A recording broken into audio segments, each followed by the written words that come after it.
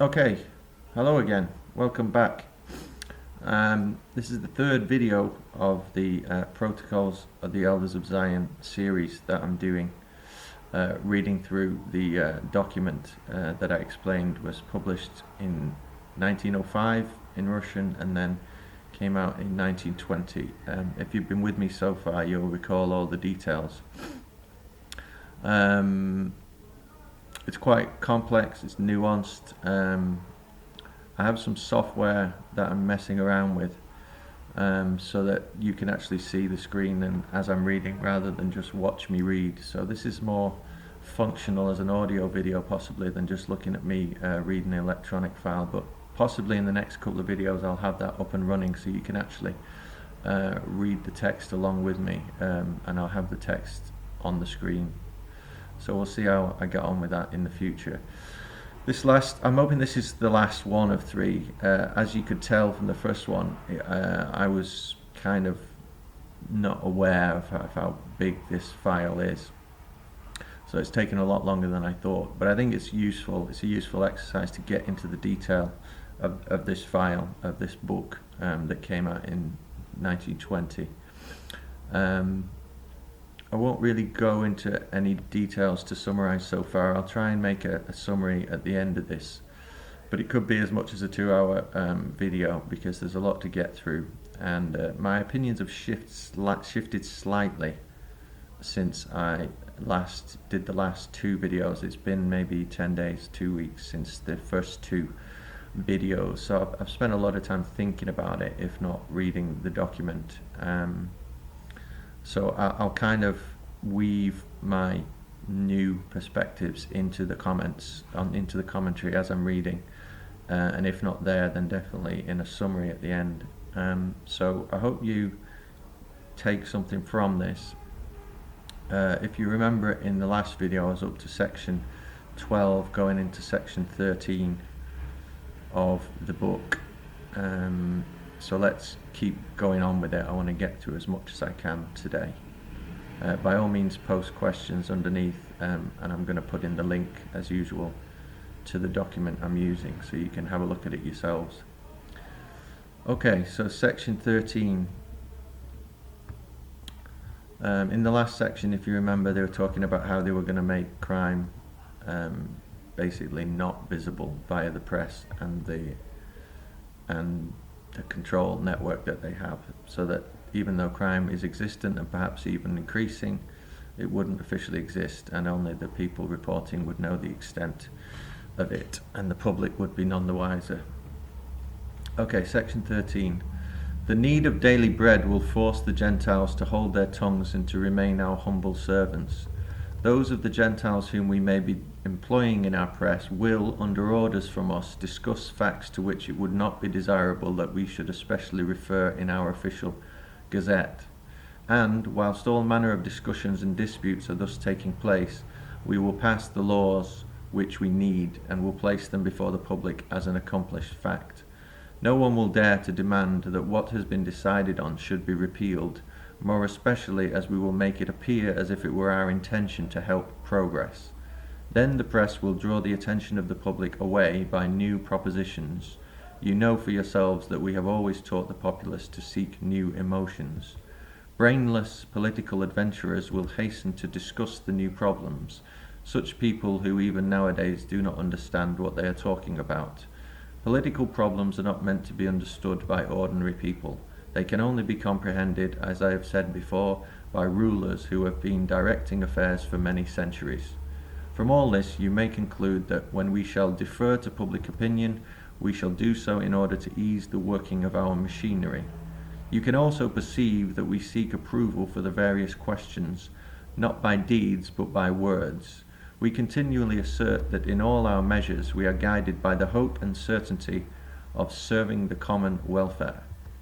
In order to distract over-restless people from discussing political questions, we provide them with new problems, that is to say, those of trade and commerce.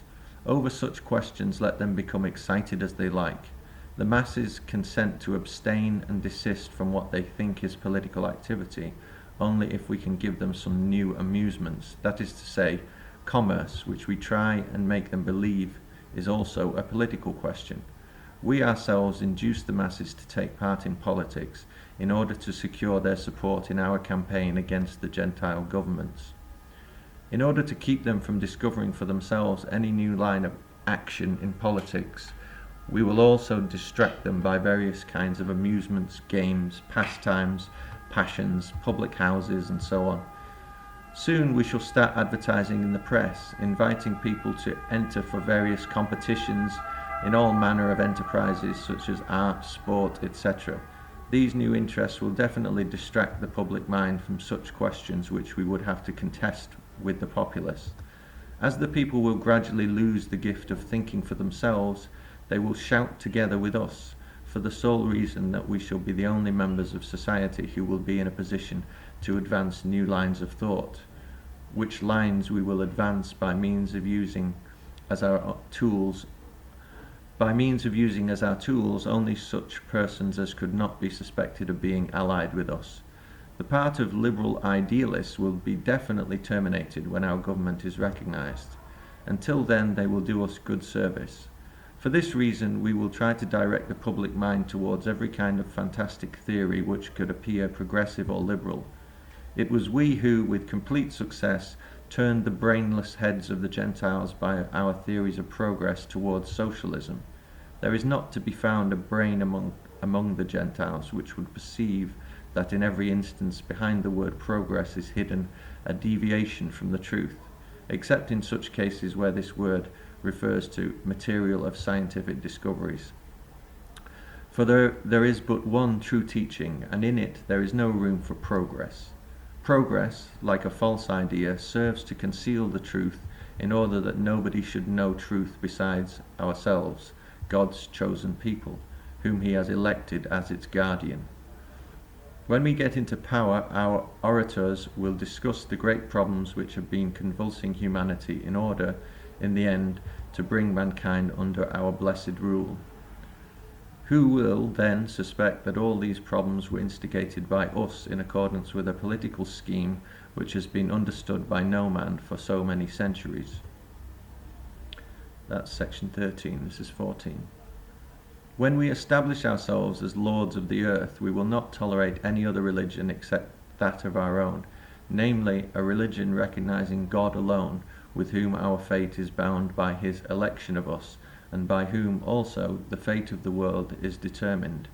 For this reason we must destroy all professions of faith. If the temporary result of this is to produce atheists, it will not interfere with our object, but will act as an example to those generations to come, who will listen to our teaching on the religion of Moses, which, by its resolute and well-considered doctrine, committed to us the duty of subduing all nations under our feet.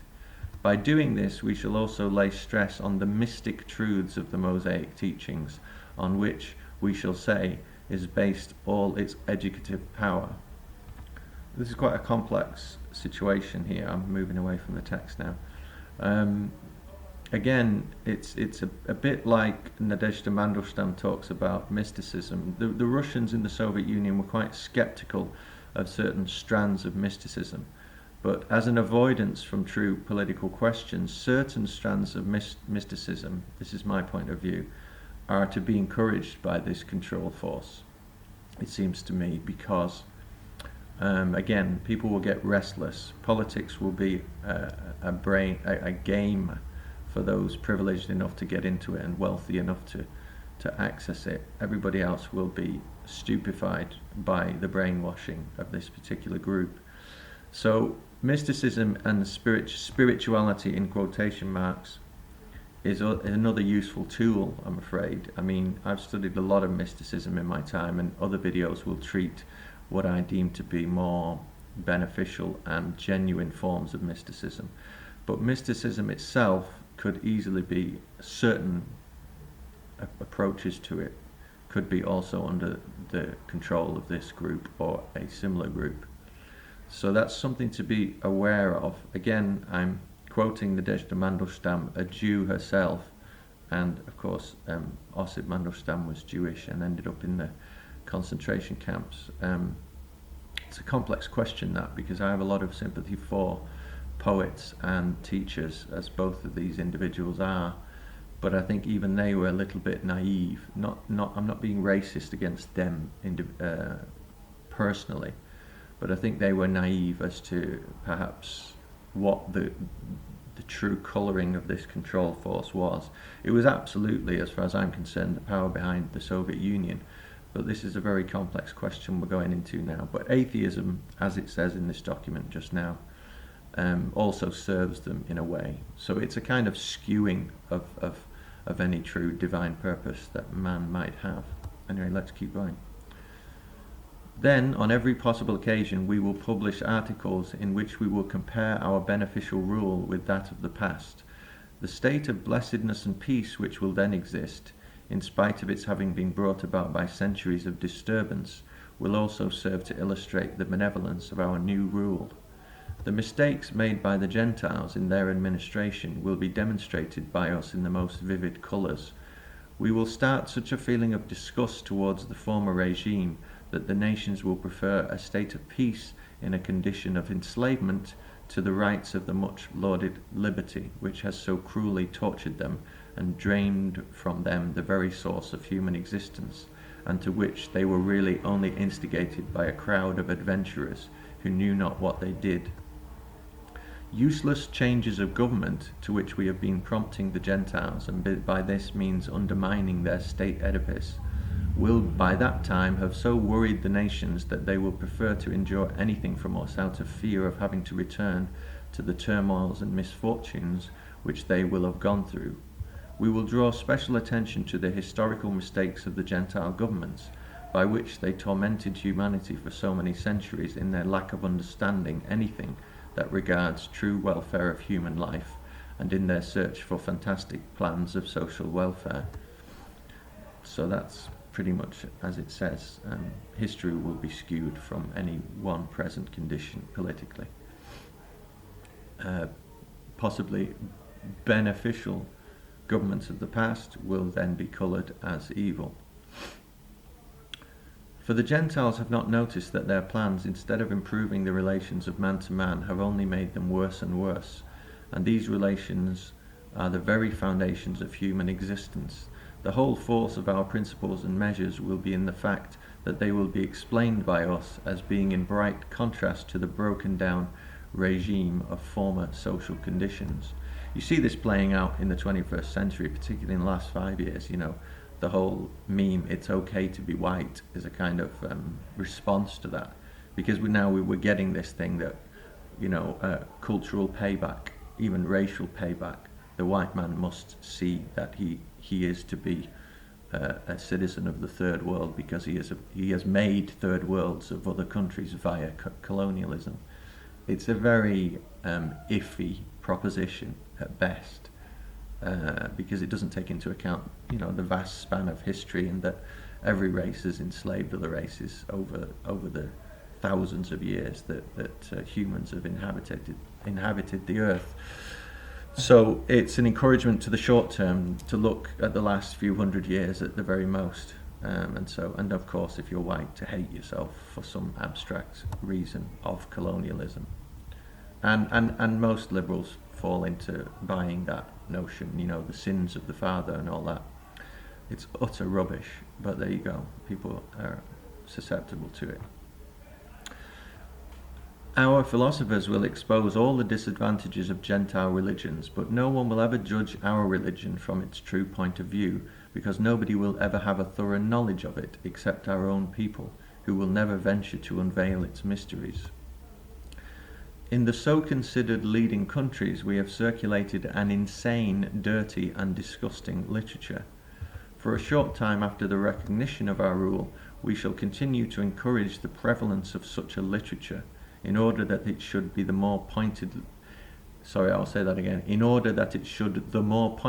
mark the contrast of the teachings which we will issue from our exalted position. Our learned men, who were educated for the purpose of leading the Gentiles, will make speeches, draw up plans, sketch notes, and write articles, by means of which we will influence men's minds, inclining them towards that knowledge and those ideas which will suit us. Also, just another side note on mysticism, the whole question of the Kabbalah is very interesting here. I've studied Kabbalah on and off for the last 5 to 10 years. I'm not ostensibly pro the Kabbalah as a kind of mystical system. I've looked into it, as you probably know. Started studying tarot for quite a while and doing tarot readings. And although tarot and the Kabbalah are a heavy part of, say, schools like the Order of the Golden Dawn in the 19th century, I'm very skeptical of the use of Kabbalah within, let's call them, mystery schools. I think at best you could take selected excerpts of the Kabbalah usefully and be very careful of the rest of it. Now, I'm not one of these people who's read the whole of the Zohar or something like that. I have read sections of the Zohar, things that have been translated. I know there's a guy called Daniel Matt, I think, who is now translating the whole thing. So I'm aware of that. Am I going to buy all the volumes and read them all? I'm not sure. I'm skeptical of the Kabbalah. And I know I've mentioned Antonin Artaud in another video, and he wrote something called Contre la Kabbalah, I think it's called in French. And again, that would be something against the Kabbalah. I've not translated it. I might do at some point. I'm not convinced Artaud is very dependable as a source, but that's another angle for you to think about. I know a lot of people into spirituality really like the Kabbalah, and I'm stuck between two worlds here. I'm stuck between the conventional church people who would obviously discourage anything like that, and also the spiritualists who think that it's wholly a good thing, and the New Agers who would probably say something of the same. I'm somewhere in the middle with that one. Anyway, that's a side note on mysticism, but it just popped into my head given that there was mention of that. Okay, section 15. When we shall eventually have obtained power by means of a number of coups d'etat, which will be arranged by us, so that they should take place simultaneously in all countries, and immediately after their respective governments shall have been officially pronounced as incapable of ruling the populace, a considerable period of time may elapse before this is realized, perhaps a whole century. We will make every endeavor to prevent conspiracies being made against us. In order to attain this end, we will make merciless use of executions with regard to all who may take up arms against the establishment of our power.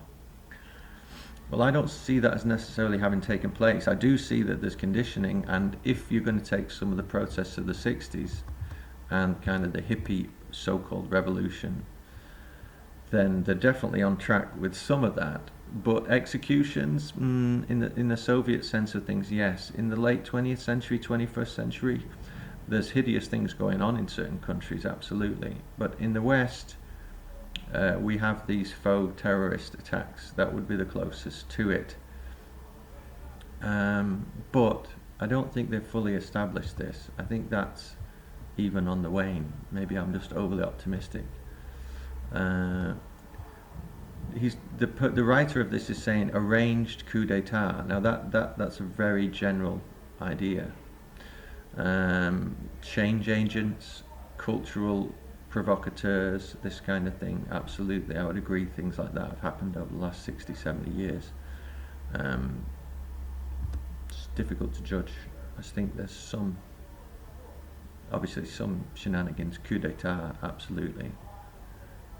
Executions as a response, as I've said in other videos, I think it's more the Huxleyan comfy chair than the executions Stalin-esque style. I mean, remember this was written at the beginning of the 20th century, so that may have been their original tactic, but I don't think that's in continuance now, because they can't. I think they figured out they can't do it that way, really. The institutions of any fresh secret society will be also punishable by death, but those secret societies which exist at the present time and which are known to us, which are serving and have served our purpose, we will dismiss and exile their members to remote parts of the world. Such is the manner in which we will deal with any Gentile Freemasons who may know more than will suit our convenience. Such Masons whom we may for some reason or other pardon We shall keep in continual fear of being sent into exile. We will pass a law which will condemn all former members of secret societies to be exiled from Europe, where we shall have the centre of our government. Well, I think that's a fascinating statement, because it's kind of saying that they haven't really closed the door on the secret societies and Freemasonry. They haven't got it totally under control. Interesting. Are there beneficent Freemasons in the 20th century? There's a wide scope of opinion going on with that one. There are some people who just batten down the hatches and saying Freemasonry is a poison, and I'm assuming that Hitler would have been one of those people. It doesn't look like they've got full control of Freemasonry at this point, which is interesting, because I think even for me, my understanding was that they'd kind of pretty much taken it over, at least 100 years previous to this. Make of that what you will. The decisions of our government will be final, and no one will have the right of appeal. In order to call to heel all Gentile societies in which we have so deeply implanted dissensions and the tenets of the Protestant religion, merciless measures will have to be introduced. Such measures should show the nations that our power cannot be infringed. We must take no account of the numerous victims who will have to be sacrificed in order to obtain future prosperity. To attain prosperity, even by means of numerous sacrifices, is the duty of a government which realizes that the conditions of its existence do not only lie in the privileges which it enjoys, but also in the executions of its duty. The main condition of its stability lies in the strengthening of the prestige of its power, and this prestige can only be obtained by majestic and unshakable might, which should show that it is inviolable and surrounded by a mystic power. For example, that it is by God appointed. So there's an interesting mixture here of kind of cultural atheism, but supremacist notions of deity embodied by these people, not by the whole of the populace. It seems to me that any true spirituality recognizes that all humans are a part of deity, which is denied, at least from what's been spoken of here. Such has been, up to the present time, the Russian autocracy, our only dangerous enemy, if we are not to include the Holy See. Now that's interesting. Up to this point, the person is saying that Russians are the big enemy. Now why? I think whoever wrote this sees them as an enemy because of the supposed persecution of the Jews in Russia. I don't think it was a racist persecution. It wasn't a race-wide persecution. It was an acknowledgement that this power was an enemy of Russia, and that this is what happened in the 19th century. These are my speculations. Do I have documents to back them up? Well, I wouldn't mind looking into other documents from the 19th century to prove my point that perhaps the Tsar or the Tsars were knowledgeable of all of this stuff. The second point it says here is if we are not to include the Holy See. So at this point, at the beginning of the 20th century, the Holy See implies Catholicism, the Vatican. Well, that's interesting because it might presume that they don't have control of the Vatican either. That's if my inference is correct there. If the Holy See implies specifically the Vatican and the power of the Vatican. Other conspiracy theorists would probably assume that going back centuries, Catholicism, or at least the Vatican, was always an enemy of mankind. It's presumed here that this person doesn't see that they've totally absorbed the power of the Vatican into their ethos. I don't know, it's a tricky one. Remember, at the time when Italy was streaming with blood, she did not touch a hair of Schiller's head, and he was the man who made her blood pour out. Owing to his strength of character, Schiller, this is spelled S-I-L-L-A, became a god in the eyes of the populace, and his fearless return to Italy made him inviolable. The populace will not harm the man who hypnotizes it, by his courage and strength of mind. Tricky for me to judge. Somebody else can comment on this character, Schiller. I'm not aware of that. Or at least it may be a reference to a context I'm not aware of. Until the time when we attain power, we will try to create and multiply lodges of Freemasons in all parts of the world. We will entice into these lodges all who may become or who are known to be public-spirited. These lodges will be the main place from which we shall obtain our information, as well as being propaganda centers. We will centralize all these lodges under one management, known to us alone, and which will consist of our learned men. These lodges will also have their own representatives in order to screen where the management really lies. And this management will alone have the right of deciding who may speak and of drawing up the order of the day. In these lodges we will tie the knot of all socialistic and revolutionary classes of society. The most secret political plans will be known to us and will be guided by us in their execution as soon as they are formed. Again, more evidence that they've not wrapped up the Freemasonic question, although they may well have done further on down the line in the 20th century. Nearly all the agents in the international and secret police will be members of our lodges. Absolutely possible. The services of the police are of extreme importance to us, as they are able to throw a screen over our enterprises, invent reasonable explanations for discontent among the masses, as well as punish those who refuse to submit. Most people who enter secret societies are adventurers who want somehow to make their way in life and who are not seriously minded.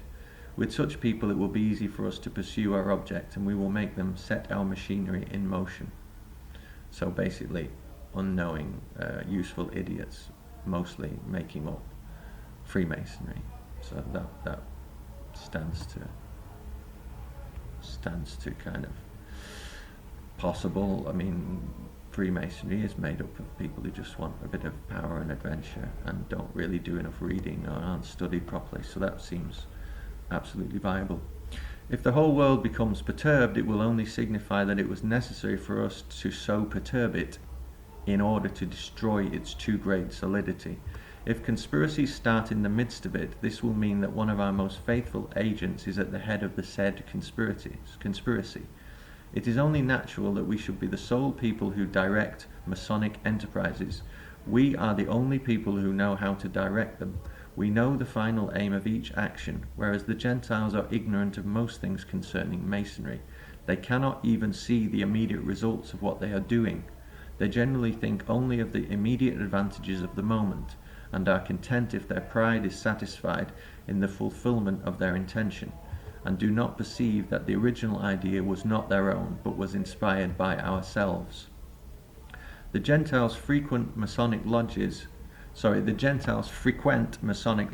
out of pure curiosity, or in the hope of receiving their share of the good things which are going, and some of them do so in order to be able to discuss their own idiotic ideas before an audience. The Gentiles are on the lookout for the emotions of success and applause. These are distributed freely by us. That is why we let them have their success, in order to turn to our advantage the men possessed by feelings of self-pride, who, without noticing it, absorb our ideas, confident in the conviction of their own infallibility, and that they alone have ideas and are not subject to the influence of others. You have no idea how easy it is to bring even the most clever of the Gentiles to a ridiculous state of naivete by working on his conceit, and, on the other hand, how easy it is to discourage him by the smallest failure, or even by simply ceasing to applaud him, and thus bring him to a state of servile subjection, holding out to him the prospect of some new success. Just as our people despise success and are only anxious to see their plans realized, so the Gentiles love success and are prepared to sacrifice all their plans for its sake. This feature in the character of the Gentiles renders it much easier for us to do what we like with them. Those who appear to be tigers are as stupid as sheep, and their heads are full of emptiness. We will let them ride in their dreams on the horse of idle hopes of destroying human individuality by symbolic ideas of collectivism. They have not yet understood, and never will understand, that this wild dream is contrary to the principal law of nature, which, from the very beginning of the world, created a being unlike all others in order that he should have individuality. Does not the fact that we were capable of bringing the Gentiles to such an erroneous idea prove with striking clearness what a narrow conception they have of human life in comparison with ourselves? Herein lies the greatest hope of our success. How far-seeing were our wise men of old when they told us that, in order to attain a really great object, we must not stop short before the means, nor count the number of victims who must be sacrificed for the achievement of the cause. We never counted the victims of the seed of those brutes of Gentiles, and although we have sacrificed many of our own people, we have already given them such a position in this world as they formerly never dreamt that they would attain. Comparatively few victims on our side have safeguarded our nation from destruction. Every man must inevitably end by death. It is better to hasten this end in the case of people who impede our cause, than in that of those who advance it. We put Freemasons to death in such a manner that no one, except the Brotherhood, can have the least suspicion of the fact. Not even the victims themselves suspect beforehand.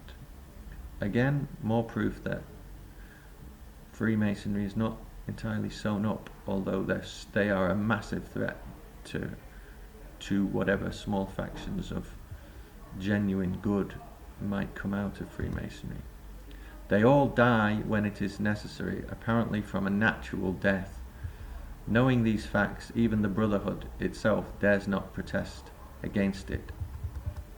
By such means we have cut to the very root of protest against our orders so far as the Freemasons themselves are concerned. We preach liberalism to the Gentiles, but on the other hand, we keep our own nation in entire subjection. Under our influence, the laws of the Gentiles have been obeyed as little as possible. The prestige of their laws has been undermined by liberal ideas, which have been introduced by us into their midst. The most important questions, both political and moral, are decided by the courts of justice in whatever manner we prescribe. The Gentile administrator of justice looks upon cases in whatever light we choose to expose them. This we accomplish by means of our agents and people with whom we appear to have no connection. Opinions of the press and other means, even senators and other high officials, blindly follow our advice. The brain of the Gentile, being of a purely bestial character, is incapable of analyzing and observing anything, and moreover of foreseeing to what the development of a case may lead if it is placed in a certain light.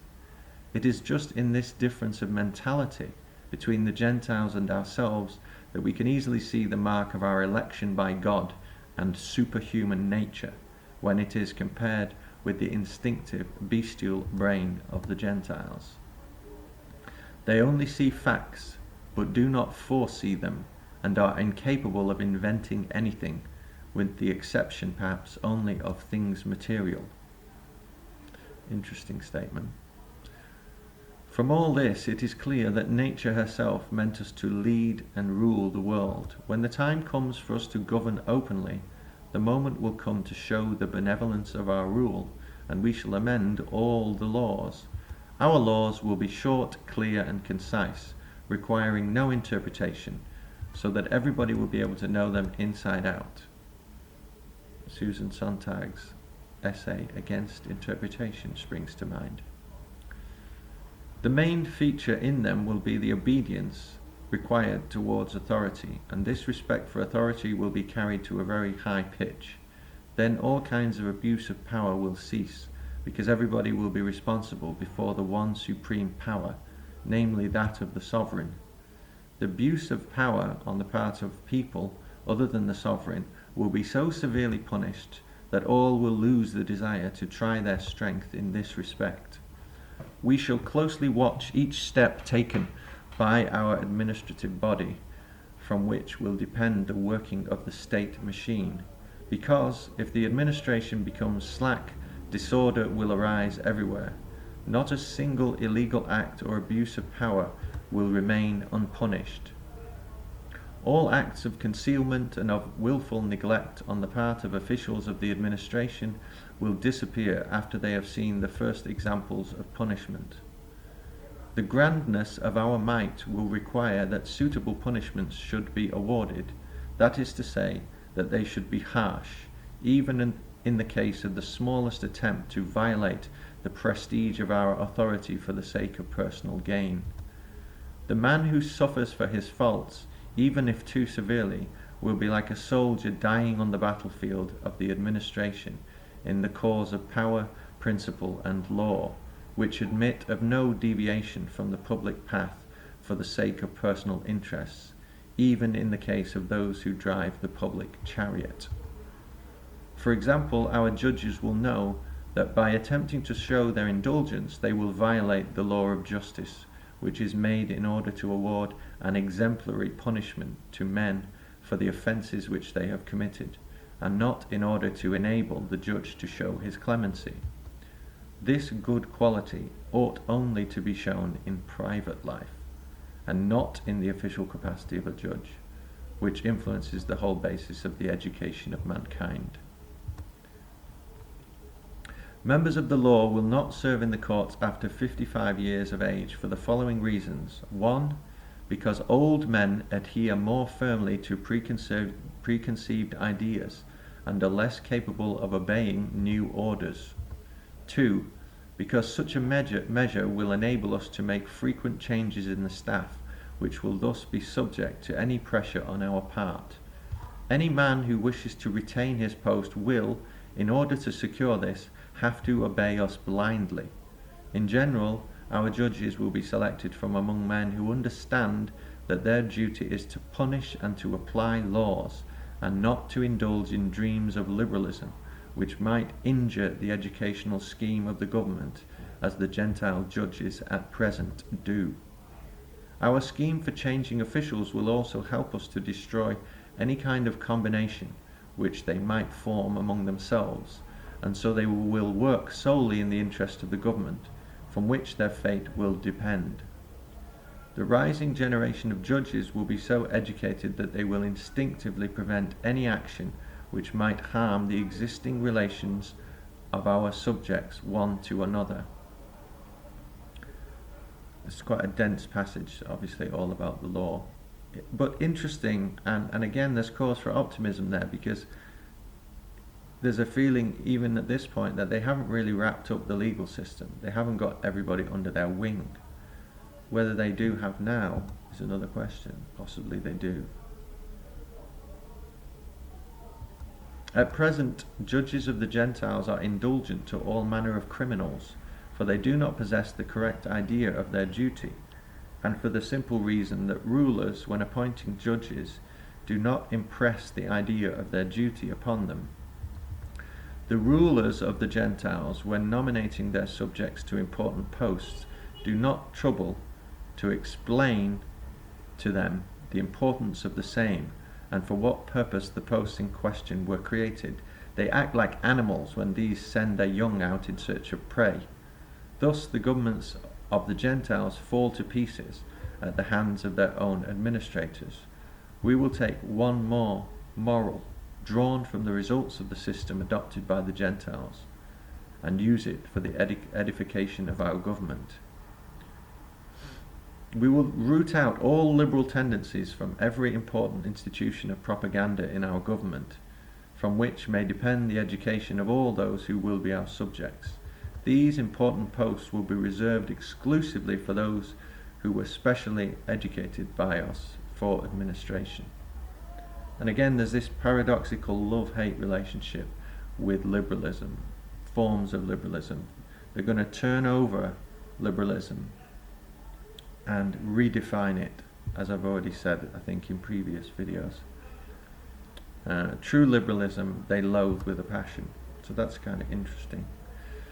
Should it be observed that to put our officials prematurely on the retired list might prove too expensive for our government, I will reply that, first of all, we shall try to find private occupation for such officials in order to compensate them for the loss of their posts in government employment, or else that, in any case, our government will be in possession of all the money in the world, therefore expense will not come into consideration.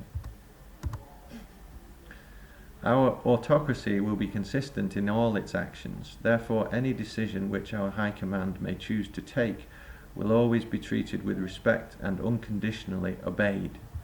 We shall ignore any kind of grumbling or dissatisfaction and punish every sign of discontent so severely that other people will accept it as an example for themselves. We will cancel the right of appeal and reserve it only for our own use, the reason being that we must not allow the idea to grow up among the people that our judges are capable of erring in their decisions. Actually, just in reference to the virus nonsense, that's what they're doing. There's no recompense. They're trying to opt out of any physical harm that vaccinations might cause people. But that's an aside. I mean, that's another video. In case of a judgment requiring revision, we will immediately depose the judge in question and publicly punish him in order that such an error should not occur again. So there'll be no revision of judgments. I repeat what I have said before, namely that one of our main principles will be to watch administrative officials, and this chiefly in order to satisfy the nation, because it has a full right to insist that a good government should have good administrative officials. Our government will bear the appearance of a patriarchal trust in the person of our ruler. Our nation and our subjects will look upon him as upon a father who takes care to satisfy all their needs, looks after all their actions and arranges the dealings of his subjects one with another, as well as their dealings with the government. Thus the feeling of reverence towards the ruler will penetrate so deeply into the nation that it will not be able to exist without his care and leadership. They cannot live in peace without him, and will finally recognize him as their sovereign autocrat. The people will have such a deep feeling of reverence towards him as will approach adoration, especially when they are convinced that his officials blindly execute his order and that he alone rules over them. They will rejoice to see us regulate our lives as if we were parents desirous of educating their children with a keen sense of duty and obedience. As regards our secret policy, all nations are children, and their governments also. As you can see for yourselves, I base our despotism on right and on duty. The right of the government to insist that people should do their duty is in itself an obligation of the ruler, who is the father of his subjects.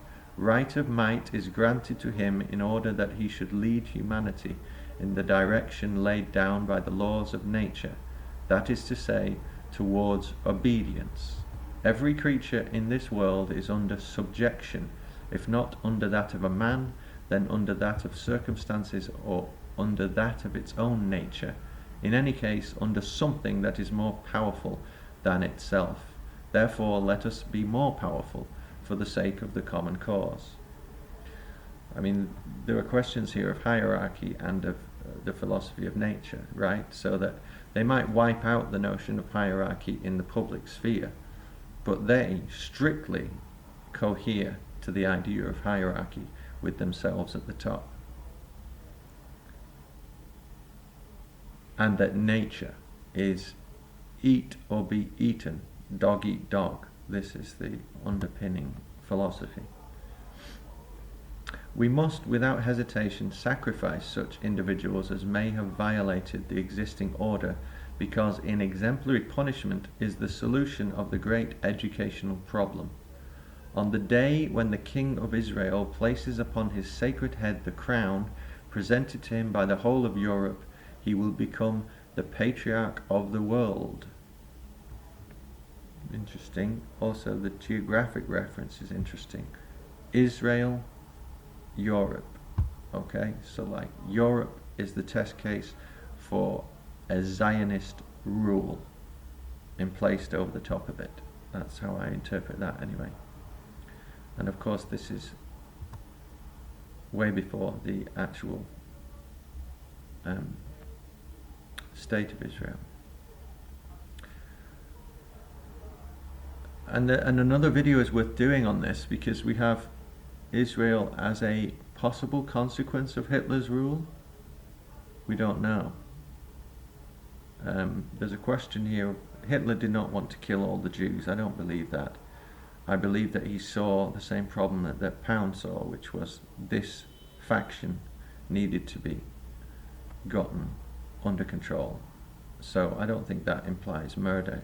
It implies making sure they don't run your country. Is the establishment of Israel a result of Hitler's policies, so that they can establish themselves in one specific place in the Middle East? That's an open question. There are a lot of open questions here, some of which I will summarize. Hold on a second.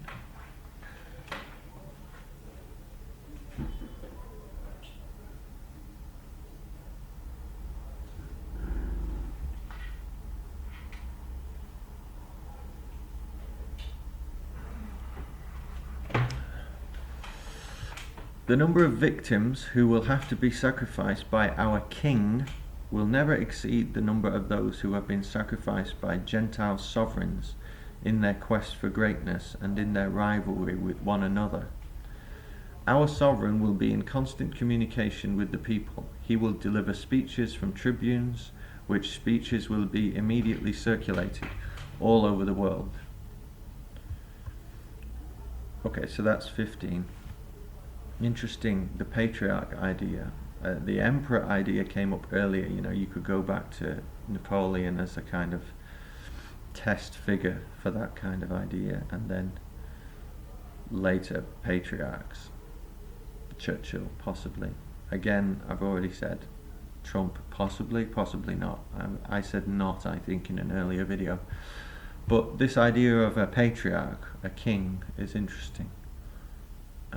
Okay, section 16.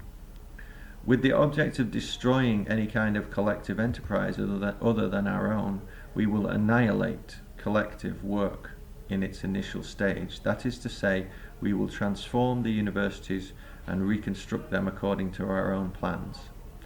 That's pretty self-explanatory, and I'd say it's pretty much happened, so that they're now more harmful than good. But that's not very contentious nowadays. The heads of the universities and their professors will be specially prepared by means of elaborate secret programs of action, in which they will be instructed and from which they will not be able to deviate with impunity. They will be very carefully nominated and will be entirely dependent on the government. Sounds about right. We will exclude from our syllabus all teachings of civil law, as well as of any other political subject. That's really fascinating. It's a bit vague, but it's still fascinating. As well as of any other political subject. So what would you be studying when you study politics at university then nowadays? That's very interesting. Perhaps you would not be studying the vital questions. Only a few men from among the initiated will be selected for their conspicuous abilities in order to be taught these sciences. Universities will not be allowed to turn out into the world green young men with ideas on new constitutional reforms, as though these were comedies or tragedies, or who concern themselves with political questions of which even their fathers had no understanding. Was Kennedy a threat to that? Were other individuals a threat to that over the 20th century? Possibly. A wrong acquaintance of politics among a mass of people is the source of utopian ideas and makes them into bad subjects. This you can see for yourselves from the educational system of the Gentiles. We had to introduce all these principles into their education system in order that we might as successfully destroy their social structure as we have done. When we are in power, we will remove from educational programs all subjects which might upset the brains of youth, and will make obedient children out of them, who will love their ruler and recognize in his person the main pillar of peace and of public welfare. Definitely talking about the social structure of society is interesting now, because we don't have conservative clubs really. They don't have any political oomph behind them in local politics in England anymore. We don't have community centres per se anymore. I wouldn't say there are many of them. There are some, I admit, there are places where people can gather, although not at the moment, as we can see. But there's no social fabric, almost none at all now. We're isolated people sitting in apartments and cheap flats, wherever we can afford, in front of laptops, gabbing at each other. But we're not actually congregating together and talking about vital issues. So they've wrapped that one up, definitely.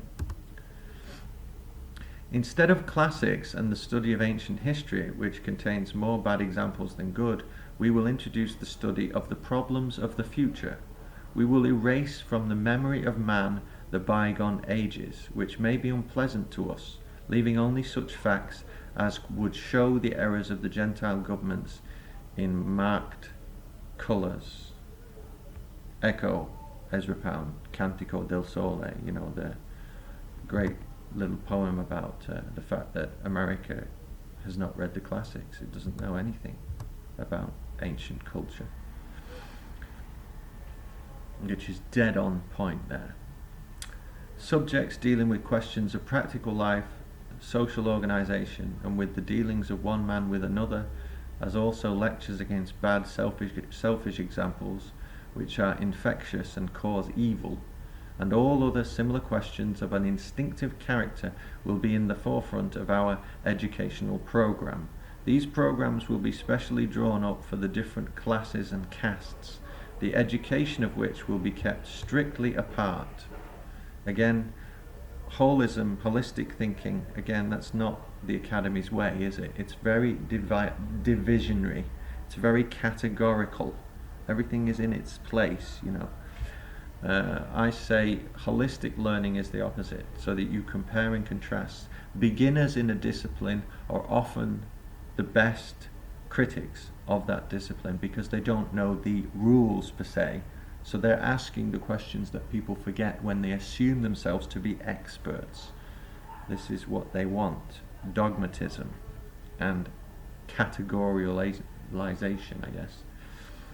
It is most important to lay stress on this particular system. Each class or caste will have to be educated separately according to its particular position and work. A chance genius always has known and always will know how to penetrate into a higher caste, but for the sake of this quite exceptional occurrence, it is not expedient to mix the education of the different castes and to admit such men into higher ranks, in order that they may only occupy the places of those who are born to fill them. This is a really interesting observation given, you know, I'm British, so look at the caste system in Britain. It's ironclad. You know, if the classes talk to each other, they've got 10 fucking dogmas and prejudices that they're ready with. This guy's middle class. Okay, yeah, I predict this. He's going to say this, and this. So it's breaking down the dialogue between the different classes. That's very important to rule the whole. And we do kind of have that. You know, we have very class-orientated psyche in Britain, and so that doesn't allow for dialogue. You know for yourselves how fatal it was for the Gentiles when they gave way to the absolutely idiotic idea of making no difference between the social classes. Again, they love social class. It's a way to govern everybody. In order that the sovereign should gain a firm place in the hearts of his subjects, it is necessary that during his reign the nation should be taught, both in schools as well as in public places, the importance of his activity and the benevolence of his enterprise. We will abolish every kind of private education. Very clear-cut sentence there. We will abolish every kind of private education. I live in the northwest of England.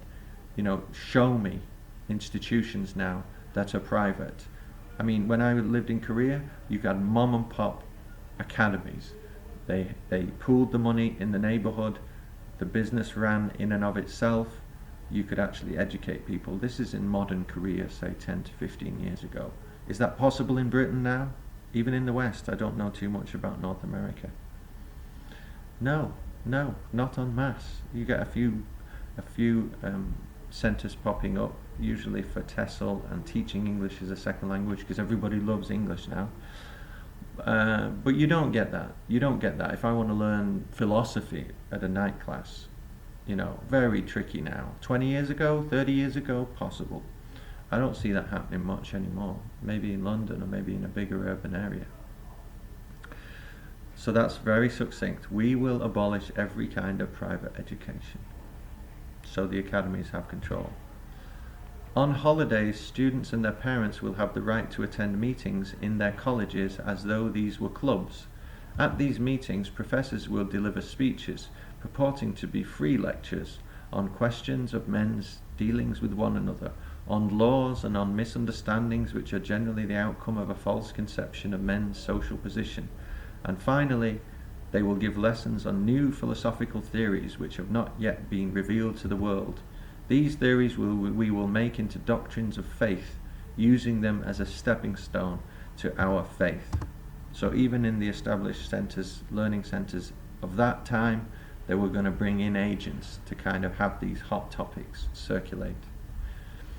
When I have finished taking you through the whole program, and when we shall have finished discussing all our plans for the present and for the future, I will read to you the plan of that new philosophical theory. We will know from the experience of many centuries that men live and are guided by ideas, and that people are inspired by these ideas only by means of education, which can be given with the same result to men of all ages, but of course by various means. By systematical education, we shall take charge of whatever may remain of that independence of thought, of which we have been making full use for our own ends for some time past. Interesting. So what is some time past there? Last 50 years, last 100 years? We're talking about they've already been undermining the chances for a free, not necessarily financially free education, but an organic form of education. So that we're talking 19th century. They've already got their people in there.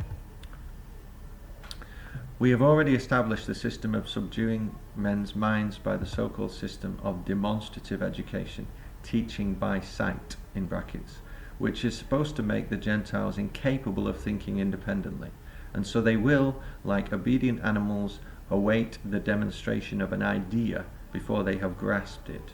One of our best agents in France is Bouroy, spelled B-O-U-R-O-Y. I'll have to research that. He has already introduced the new system of demonstrative education. I'll look into that. Demonstrative education. Okay. I think I see section 17 coming up. The profession of the law makes people grow cold, cruel, and obstinate, and also deprives them of all principles and compels them to take a view of life which is not human, but purely legal. They have become used to look on circumstances purely from the point of view of what is to be gained from defence, and not from that of the effect which such a defence might have on the public welfare. A legal practitioner never refuses to defend any case. He will try to obtain an acquittal at all costs by clinging on to small, tricky points in jurisprudence, and by these means he will demoralize the court. Therefore, we will limit the sphere of action of this profession, and will place lawyers on a footing with executive officials. Barristers as well as judges will have no right to interview their clients, and will receive their briefs only when they are signed to them by the law court, and they will study these solely from reports and documents, and will defend their clients after they have been examined in court by the prosecution, basing the defense of their clients on the result of this examination. This is something that seemed to come up 20 years ago, I would say. Guilty before proven innocent. That was definitely an ethos that kind of grew up through my 20s, so that now it's like, in legal terms, whenever you hear court cases being discussed, people being involved in defences, they are guilty, and it's their responsibility to prove themselves innocent, either through a lawyer or on their own, usually through a lawyer. So that's like a no-brainer. They're going to be fucked from the start, in the main anyway. Their fee will be fixed, regardless of the fact whether the defence has been successful or not. They will become simple reporters on behalf of justice, counterbalancing the prosecutor, who will be a reporter on behalf of the prosecution. Thus, legal procedure will be considerably shortened. By this means, we shall also attain an honest, impartial defence, which will be conducted not by material interests, but by the personal conviction of the lawyer. This will also have the advantage of putting an end to any bribery or corruption, which can at present take place in the law courts of some countries. Okay, there's pluses and minuses to that. You'd have to be more specific culturally. We have taken great care to discredit the clergy of the Gentiles in the eyes of the people, and thus have succeeded in injuring their mission, which could have been very much in our way. The influence of the clergy on the people is diminishing daily. That's kind of interesting. It's not something I've thought about. The clergy of that time having a positive effect on the legal system. Today, freedom of religion prevails everywhere, and the time is only a few years off when Christianity will fall to pieces altogether. It will be still easier for us to deal with the other religions, but it is too early to discuss this point. But that's their goal, it seems to me. Get rid of Christianity. Replace it with their own form. So in name it may continue, but in substance, no. We will confine the clergy and their teachings to such a small part in life, and their influence will be made so uncongenial to the populace that their teachings will have the opposite effect to what it used to have. When the time comes for us to completely destroy the papal court, an unknown hand pointing towards the Vatican will give the signal for the assault. I'll just read that one again. When the time comes for us to completely destroy the papal court, an unknown hand pointing towards the Vatican will give the signal for the assault. So they definitely deem themselves as enemies of the Vatican at this point. Does that mean that the Vatican is not co-opted at this point? Again, that question came up earlier. When the people in their rage throw themselves onto the Vatican, we shall appear as its protectors in order to stop bloodshed. By this act we will penetrate to the very heart of this court, and then no power on earth will expel us from it until we have destroyed the papal might. The King of Israel will become the true Pope of the universe, the Patriarch of the International Church. Now that seems to me of much more substance than that kind of vague patriarch that was mentioned earlier. This is a religious kind of war, but it's fought and it trades in ideas and ideologies. And it's very much got that thing of, the Black Pope. If you've seen things about the Black Pope on YouTube and other channels like that. I'll just read that last part again. The King of Israel will become the true Pope of the universe, the Patriarch of the International Church. So, an ideological form of religion, of faith, will be its master, and any religious institution will be subject to it, essentially, is what's going on there. But until we have accomplished the re-education of youth by means of new temporary religions, and subsequently by means of our own, we will not openly attack the existing churches, but will fight them by means of criticism, which already has and will continue to spread dissensions among them. Generally speaking, our press will denounce governments, religious and other Gentile institutions by means of all kinds of unscrupulous articles, in order to discredit them to such an extent as our wise nation only is capable of doing. I couldn't help mentioning the name Nietzsche in all of this. Nietzsche died in almost at the same time that this document was originally written, or the speech was given. I think this is supposed to be a speech. You've got the death of God, and we have killed him, Nietzsche says, right? Interesting. So we are to be guilty. It is man's fault. We are to blame. So the sense of guilt is no longer a judgment of the Old Testament God. It is a judgment of us upon ourselves, which is an interesting statement. I don't think Nietzsche was a Freemason, but it kind of goes along with this trend of religion being on the wane. I have very complex feelings about Nietzsche, which can't be kind of extrapolated in this video too much. Our government will resemble the Hindu god Vishnu. Each of our 100 hands will hold one spring of the social machinery of state. We shall know everything, without the aid of official police, which we have so corrupted for the Gentiles that it only prevents the government from seeing real facts. So they already own the police, is the statement there. Our program will induce a third part of the populace to watch the remainder from a pure sense of duty and from the principle of voluntary government service. Then it will not be considered dishonorable to be a spy. On the contrary, it will be regarded as praiseworthy. On the other hand, the bearers of false reports will be severely punished in order to prevent abuse being made of the privilege of report.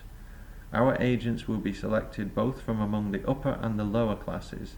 They will be taken from among administrators, editors, printers, booksellers, clerks, workmen, coachmen, footmen, etc. This force of police will have no independent power of action and will not have the right to take any measures of their own accord, and therefore the duty of this powerless police will consist solely in acting as witnesses and in issuing reports.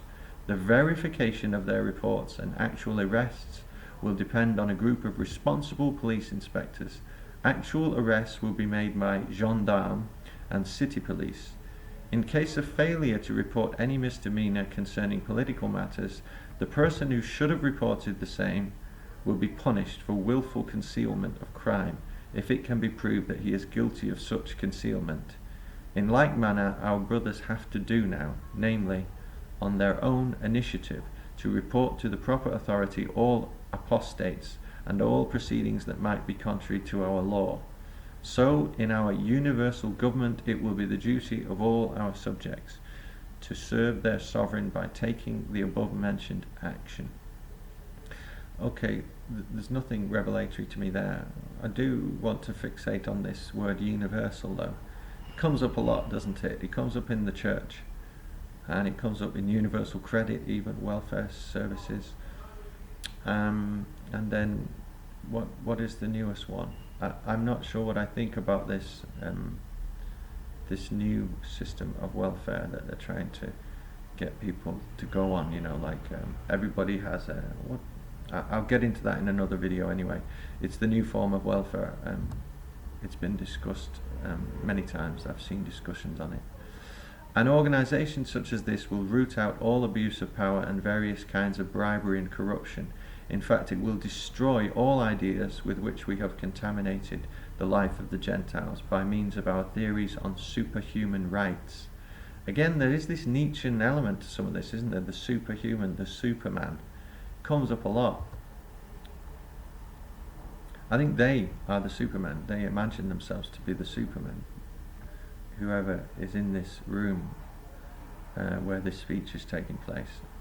How could we achieve our aim of creating disorder in the administrative institutions of the Gentiles, if not by some such means as this? Among the most important means for corrupting their institutions is the use of such agents as are in a position, through their own destructive activity, to contaminate others by revealing and developing their own corrupt tendencies, such as abuse of power and a free use of bribery. Okay. Section 18.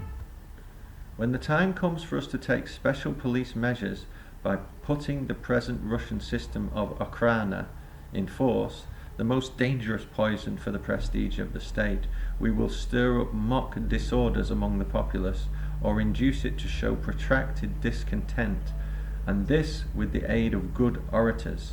These orators will find plenty of sympathizers, thus giving us an excuse for searching people's houses, placing them under special restrictions by making use of our servants among the police of the Gentiles.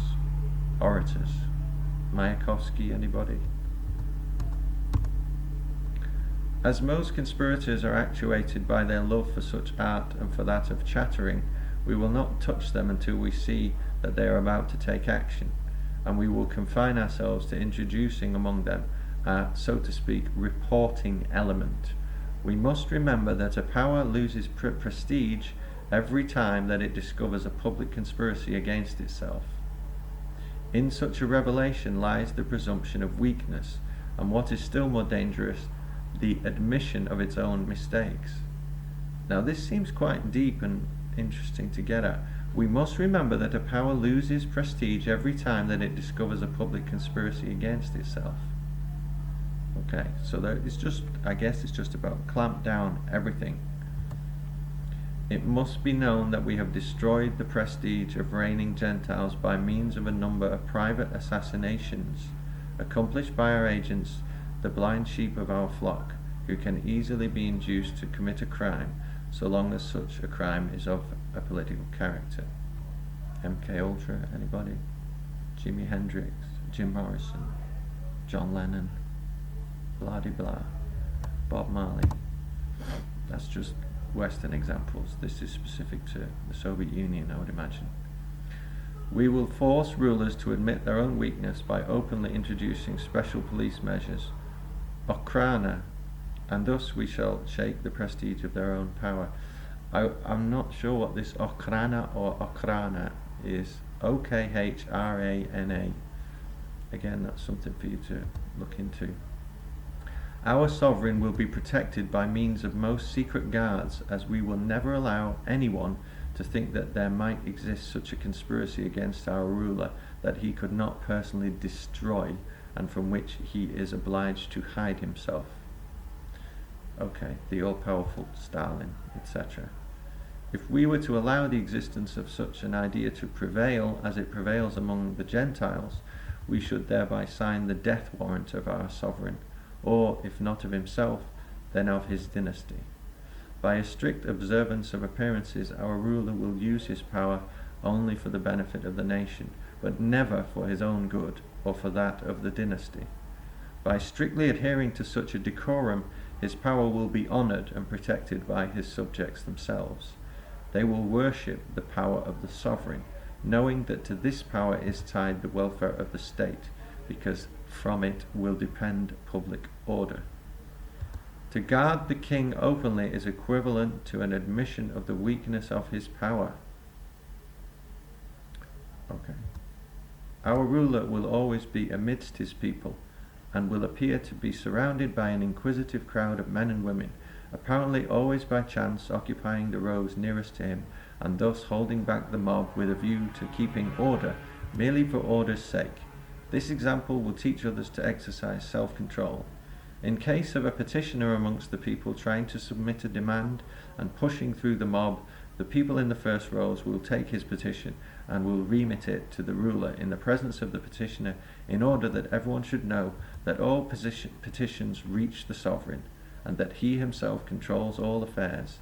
In order to exist, the prestige of power must occupy such a position that the people can say among themselves, "If only the king knew about it," or "when the king knows about it." Yes, clever. The mysticism which surrounds the person of the sovereign vanishes as soon as a guard of police is seen to be placed round him. When such a guard is employed, any assassin has only to exercise a certain amount of audacity in order to imagine himself stronger than the guard.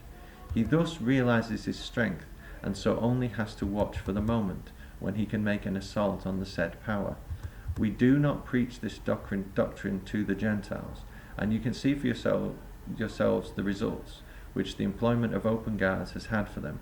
Our government will arrest such people as they may more or less rightfully suspect of political crimes. It is not desirable, for fear of misjudging a man, to give an opportunity of escape to such suspects. Okay, so they're kind of bigging up this idea of the friendly leader who's approachable. We will indeed show no mercy to such criminals. In certain exceptional cases, it may be possible to consider attenuating circumstances when dealing with ordinary criminal offences, but there can be no excuse for a political crime, that is to say, no excuse for men to become involved in politics. which none except the ruler should understand. And, indeed, not all rulers are capable of understanding true politics. Fair enough. 19. We will prohibit individuals from becoming involved in politics, but, on the other hand, we will encourage every kind of report or petition submitting suggestions for the approval of the government which deal with the improvement of social and national life. Thus, by these means, the mistakes of our government and the ideals of our subjects will become known to us. We will answer these suggestions by accepting them, or, if they are unsatisfactory, by producing a sound argument to prove that they are impossible of realization and based on a short-sighted conception of affairs. Sedition is no more than the barking of a dog at an elephant. In a government that is well organized from a social point of view, but not from a point of view of its police, the dog barks at the elephant without realizing his strength. The elephant has only to show its strength by one good example for the dogs to stop barking and to start wagging their tails as soon as they see the elephant. In order to deprive the political criminal of his crown of valor, we will place him in the ranks of other criminals on an equal footing with thieves, murderers, and other kinds of repulsive malefactors. Then public opinion will mentally regard political crimes in the same light as ordinary crimes and will place the same common stigma on both. We have done our best to prevent the Gentiles from adopting this particular method of dealing with political crimes.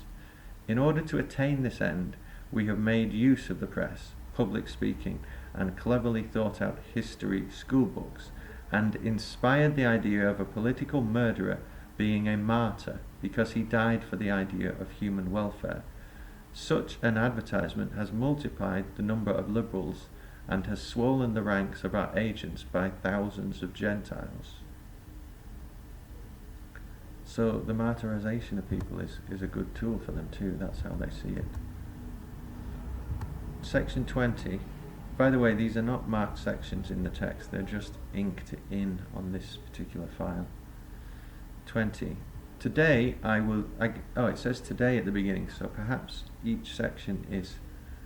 We've got starred pauses between each section, so it seems that each section constitutes a day's speech or something, or a day's meeting.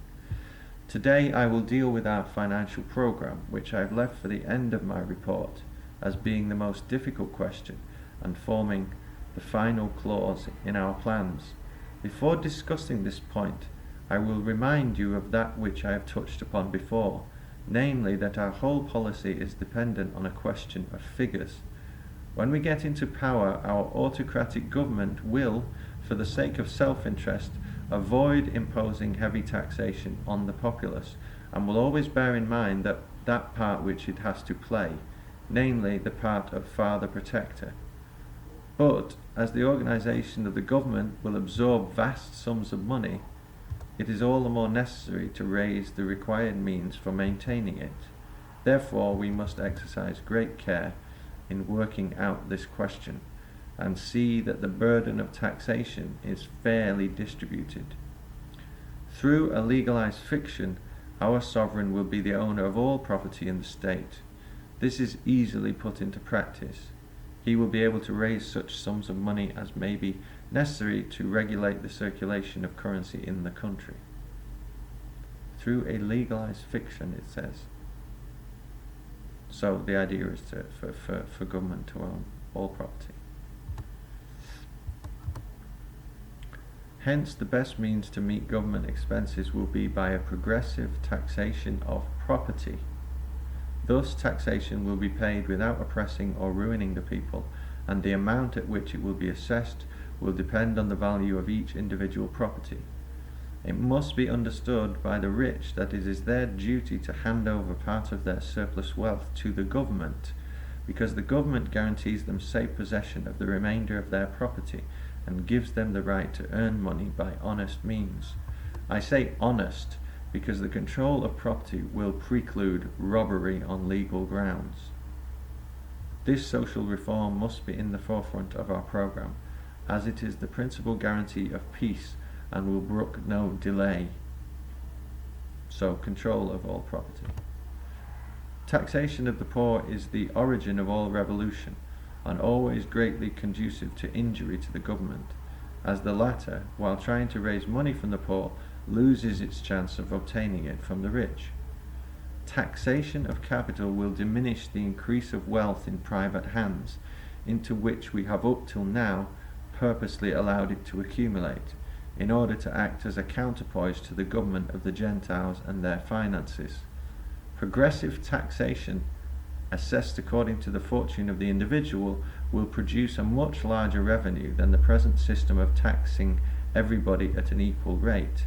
This system is at the present time, brackets 1901, most essential for us. It creates discontent among the Gentiles. So they're going to make this system of taxation a little bit more complex, because it will be to do with personal finances, not a blanket policy. Okay, our sovereign's power will rest mainly on the fact that he will be a guarantee for the balance of power and for the perpetual peace of the world, and in order to obtain such a peace, capitals will have to surrender some of their wealth so as to safeguard the government in its action. Government expenditure must be paid for by those who can best afford to do so and from whom money can be raised. I mean, I've been thinking about this question recently, like taxation. I was a bit more kind of reactionary in my younger days and was just like against all forms of taxation. What I agree with is a voluntarist government, I think, which is based on donations. So people, if you have a benevolent government, and that's, that's a stretch, but, imagine such a thing. It runs on donations, whatever people can afford. There's no system, essentially. There's a system of what you can afford if you think these people are helping you. The notion that people will govern for free within any form of economic system that we can imagine, I would say, I can't think of anything outside of some form of banking, is a little bit naive in my opinion. So some kind of voluntarist scheme for a government that would actually be small and simply exist as an organizer of essential services, possibly something like that. Might not even be involved in transport or anything of that kind. That's just off the top of my head, and again, it's probably material for another video. Such a measure will stop hatred on the part of the poorer classes for the rich, in whom they will recognize the necessary financial supporters of the government, and will see the upholders of peace and public welfare. For the poorer classes will understand that the rich provide the means for supplying them with social benefits. In order that the intelligent classes, that is to say, the taxpayers, should not complain excessively about the new system of taxation, we will furnish them with detailed accounts in which will be set forth the manner in which their money is being spent, excepting, of course, such portion of it as is spent on the private needs of the sovereign and on the requirements of the administration. So we're going to tell you where your money's going, but not really, not everything. The sovereign will have no personal property, as everything in the state will belong to him. For if the sovereign were allowed to own private property, it would appear as though all property in the state did not belong to him. Interesting.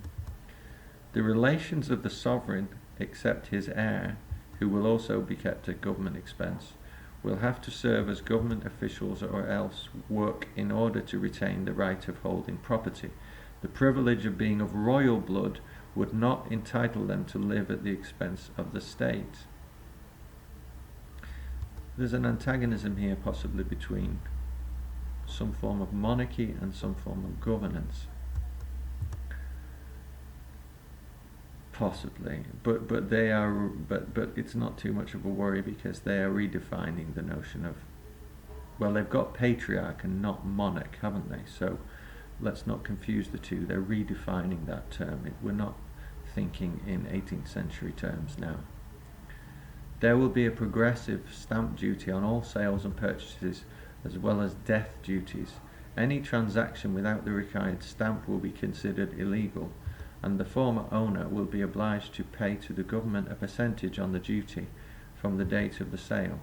All transfer vouchers must be delivered weekly to the local surveyors of taxes, together with a statement of the name and surname of both the new and previous owner, as well as the permanent addresses of both. Such a procedure will be necessary for transactions in excess of a certain amount, that is to say, in excess of the amount equal to the average daily expenditure.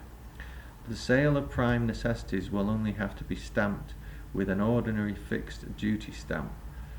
Just count by how many times the amount of such taxation will surpass the income of the governments of the Gentiles. Okay, so they're planning, if they take over government, they're going to make a lot more money than the old governments did, essentially, by new taxes. The state will have to keep in reserve a certain amount of capital, and in case the income from taxation were to exceed this specified sum, such superfluous income will have to be put back into circulation. These surplus sums will be expended on the organisation of various kinds of public works. The directorate of such works will be under a government department, and thus the interests of the working classes will be closely connected with those of the government and with their sovereign. A portion of this surplus money will also be allotted to premiums for inventions and productions. So you've not really got like an arts council here, but it's the beginnings of something like that, possibly.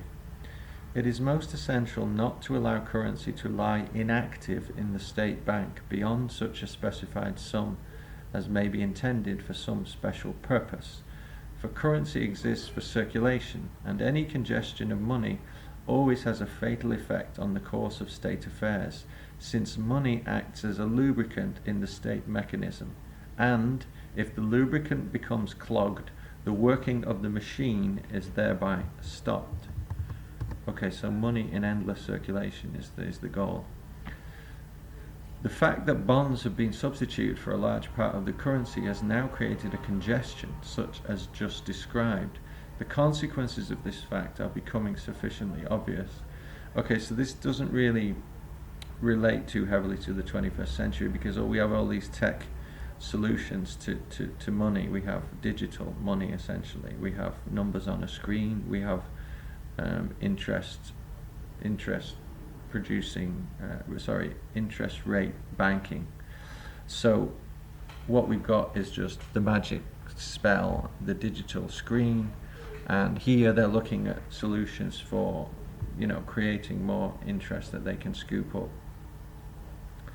We will also institute an auditing department so as to enable the sovereign at any time to receive a full account of the expenditure of the government and its revenue. All reports will be kept strictly up to date, except those of the current and preceding months.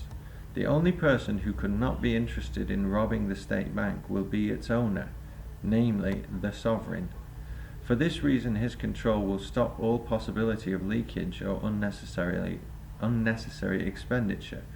Receptions for the sake of etiquette, which waste the valuable time of the sovereign, will be abolished in order that he may have more opportunity to attend to affairs of state. Under our government, the sovereign will not be surrounded by courtiers, who usually dance attendance on the monarch for the sake of pomp, and are only interested in their own affairs, putting aside as they do the welfare of the state. All economic crises which we have so skillfully arranged in the Gentile current countries, we carried out by means of withdrawing currency from circulation. So it's the old brag. You take it out of circulation, the value of the money goes up, you have hyperinflation. Property prices change rapidly. Large fortunes are congested, money being withdrawn from the government, which in its turn is obliged to appeal to the owners of such fortunes in order to raise loans. These loans have put heavy burdens on the governments, compelling them to pay interest on the borrowed money and thus tying their hands.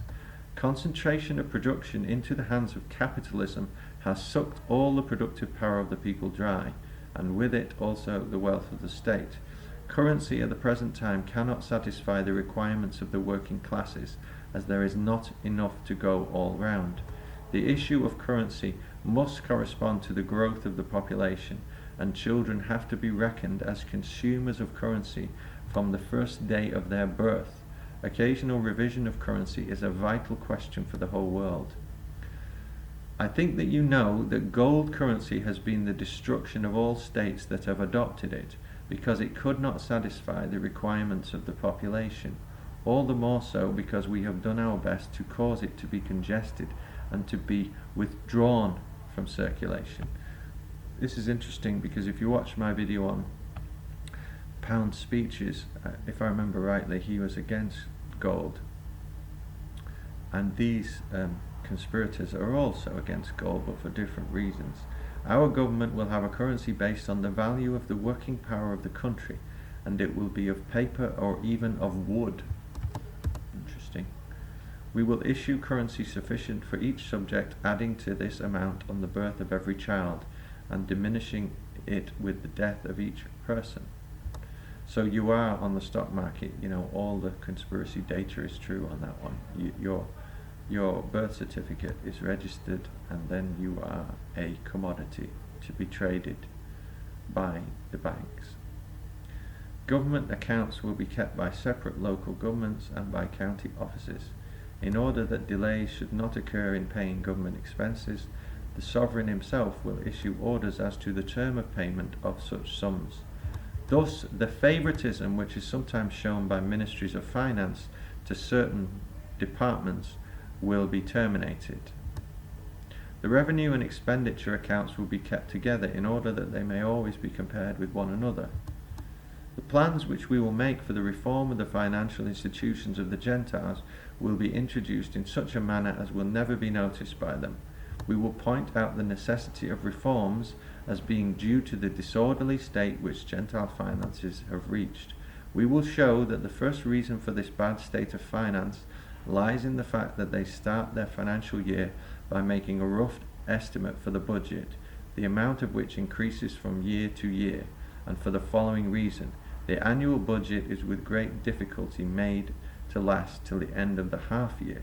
Then a revised budget is introduced, the money of which is generally expended in 3 months.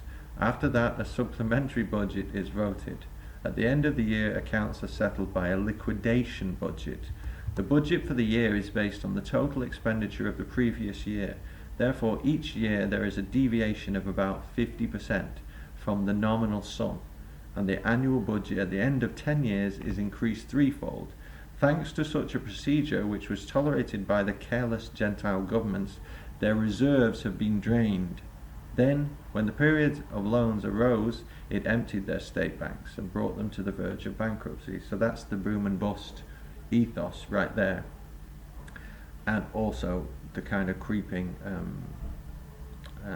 depression, or what do you call it, the creeping loss of the value of any given paper money.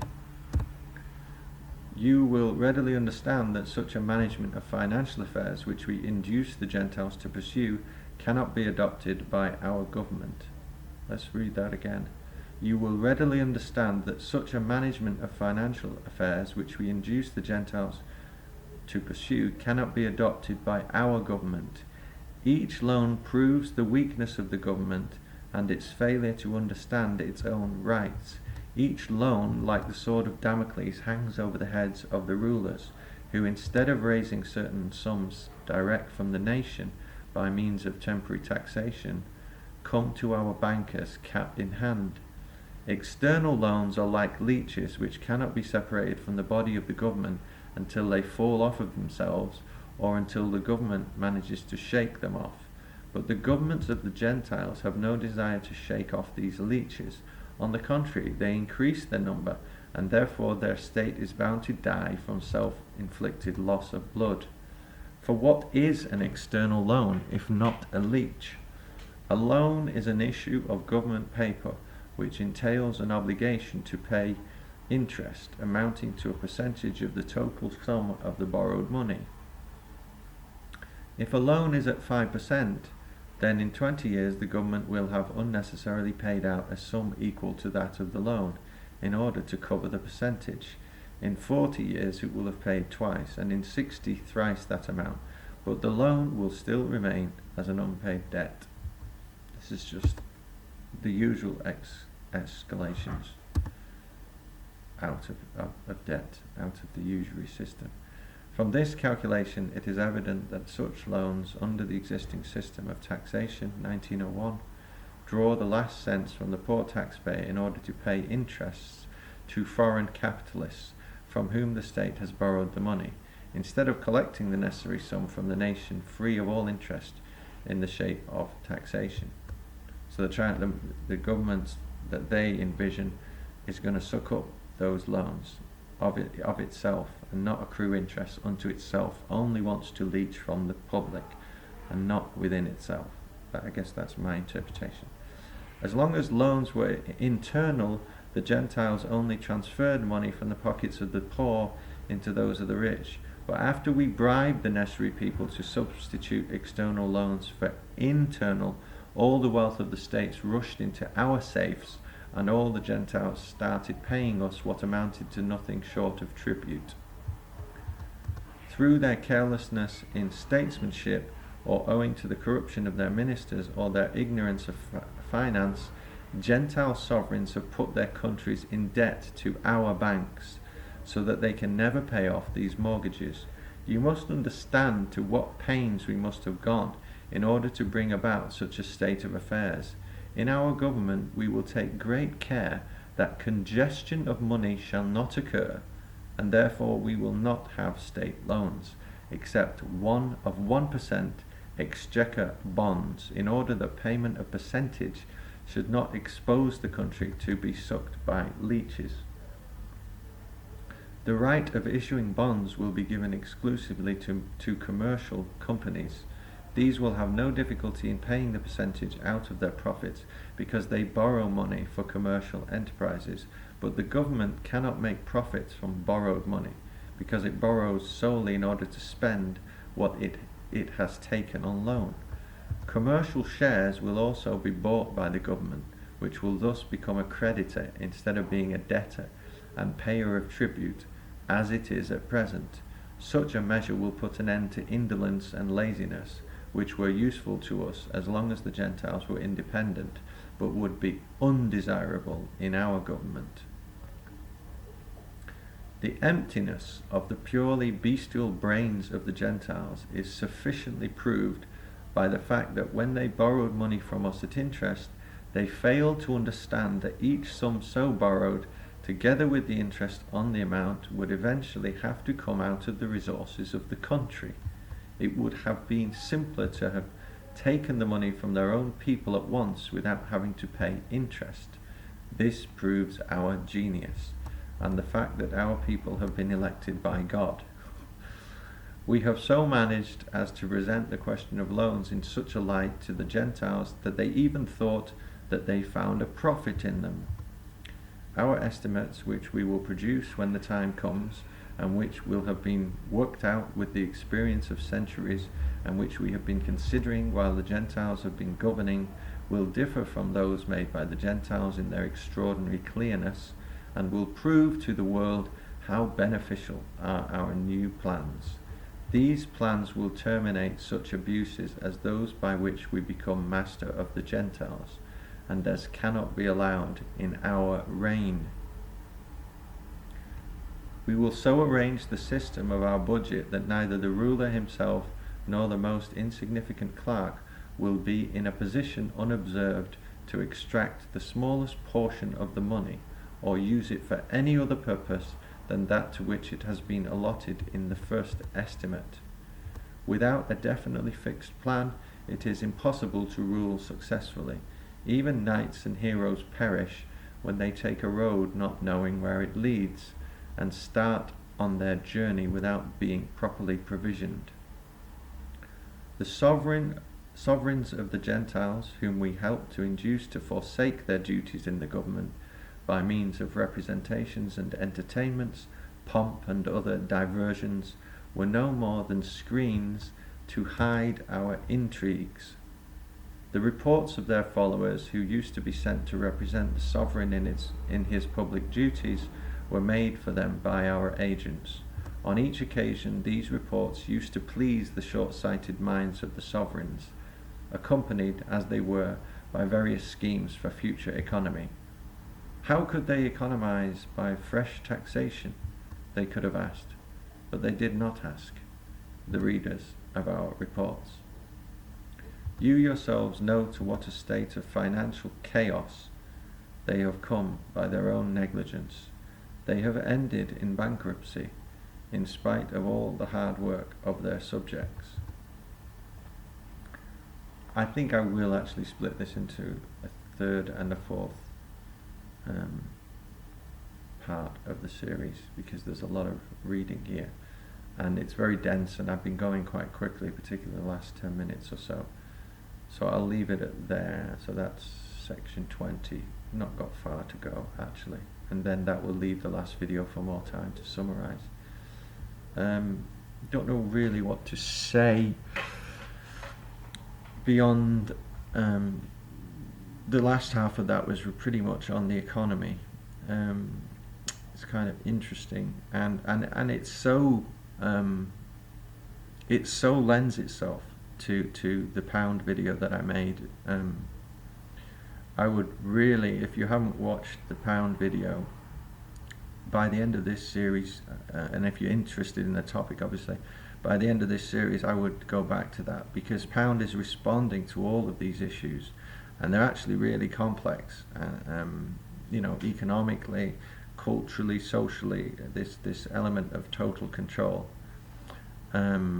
So he's responding, and if you haven't heard of Major Douglas, is one of Pound's sources for alternate scrip economies and this kind of thing, government-run banks, etc. That will also be something that I might put into my summary, but research it yourself. I'll put a link to the Major. We call it, I think Pound calls him the Major, and I studied him as the Major, but it's Major Douglas. But I'll put a link to his books, some links to his books under this video, possibly repeat it under the next video as well. So I hope you found some of that interesting. I did want to reference Hitler and Mussolini, because obviously that's part of my remit with this series, is to understand what led to Pound's support of Hitler and Mussolini. And I'm by no means decided on that issue. Perhaps in the earlier videos I was more neutral on it, but I've been watching certain videos recently that leads me to think that Hitler was onto something. If you compare this text, say, with what Hitler was writing, it's fascinating, because, you know, the timing, as you probably noticed by now, I'm very interested in the timing of things. So we've got this document coming out in English in 1920. We pretty much got the rise of Hitler at the same time after the First World War, and all through the 20s, as anybody can research. They're all dealing with similar issues of economy, of sovereignty, cultural, national sovereignty.